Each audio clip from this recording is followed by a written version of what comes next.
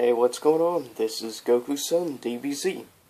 And today I will be talking and doing a countdown of the top 10 songs from perhaps one of the most or should I say, most underrated thrash metal band, period.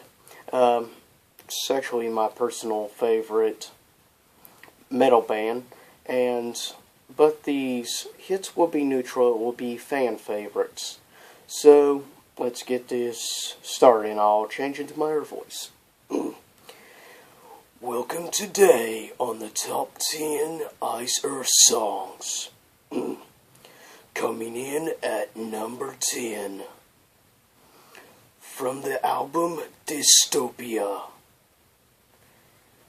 the song Dystopia. Coming in at number 9, from the 1996 concept album about Spawn, the song Dark Saga. Coming in at number 8, from their third studio album in 1995, Burnt Offerings. Coming in at number 7,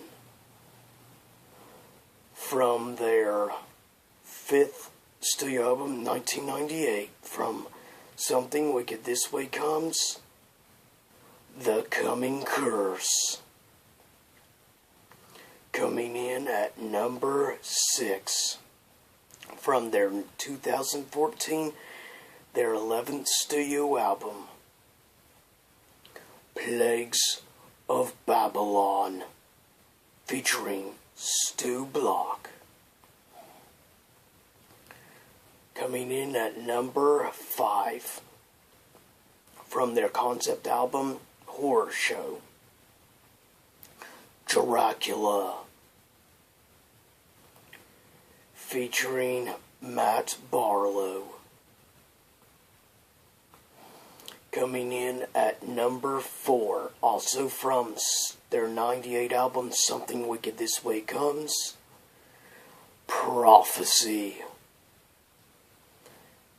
Next, coming from their 1996 Spawn concept album, A Question of Heaven, with Matt Barlow.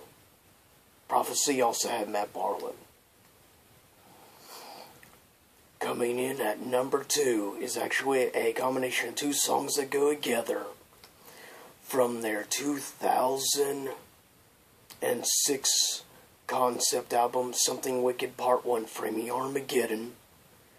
The combination of Reflections and 10,000 Strong, with, at the head, Tim the Ripper Owens. Honorable mentions, but quickly, Dystopia had, I forgot to mention, Stu Block. Dark Saga had Matt Barlow. Burnt Offerings, Matt Barlow. Coming Curse, Matt Barlow. Now, honorable mentions. Anguish of Youth from Stu Block. Blessed Are You, Matt Barlow. Ice Earth, remixed by Matt Barlow. Slave to the Dark, Matt Barlow.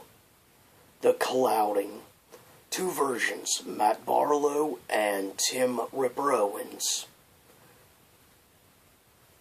And now, number 1, perhaps their longest song from their third studio album, Burnt Offerings, with Matt Barlow, Dante's Inferno.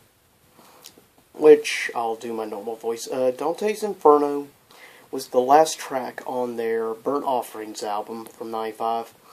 Of course, it's about the adventure and stuff of Dante, which ends up in hell, obviously, to battle Lucifer. The song, or should I say the track, has a lot of instrumental in it besides, of course, lyrics. It's a 16-minute track.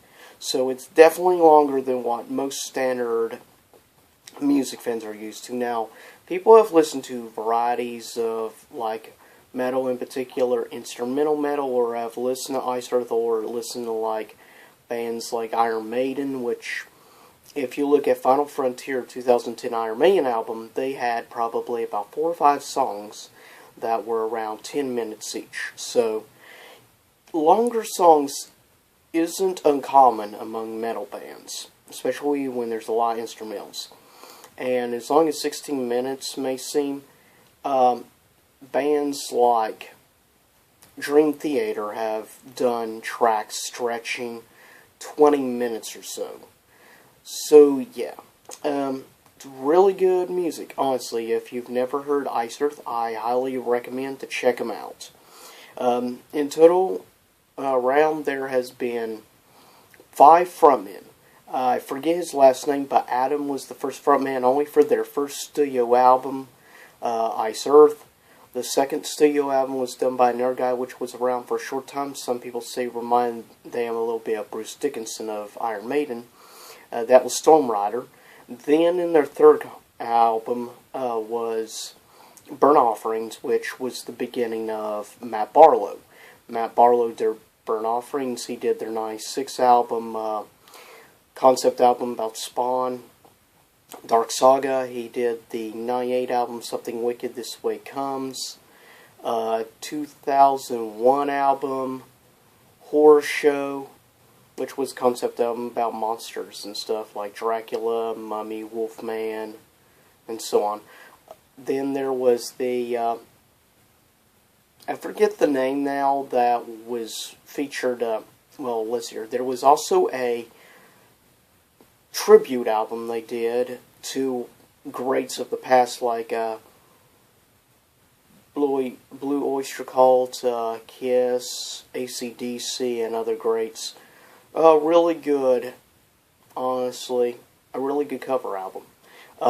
Then there was also the first studio album with Tim Owens, which, of course, was about, like, Gettysburg and things of the past. Then there was the first of the 2 concept albums about the Wicked saga, which was Something Wicked Part 1, Framing Armageddon. Then Something Wicked Part 2, Tim Owens left, and Matt Barlow came back to be his last album, which was Something Wicked Part 2, The Crumble of Man. Then there was the first studio album with Stu Block, 2011, which was Dystopia, and then last year, their newest album, their 11th studio album, Plagues of Babylon, also with Stu Block. Now, I'll cut this up, and if, by the way, you liked Matt Barlow, he has a newer metal band called Ashes Varies, I highly recommend. And also check out Tim Owens' solo album that recently released. And if you want to hear some older, harder stuff from Stu Block before Ice Earth, check out Into Eternity.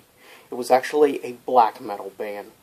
Very hard vocals, but you can tell that even then, when he was earlier in his career, Stu Block, powerful voice. Some people believe he's like a cross between Matt Barlow and Tim Owens.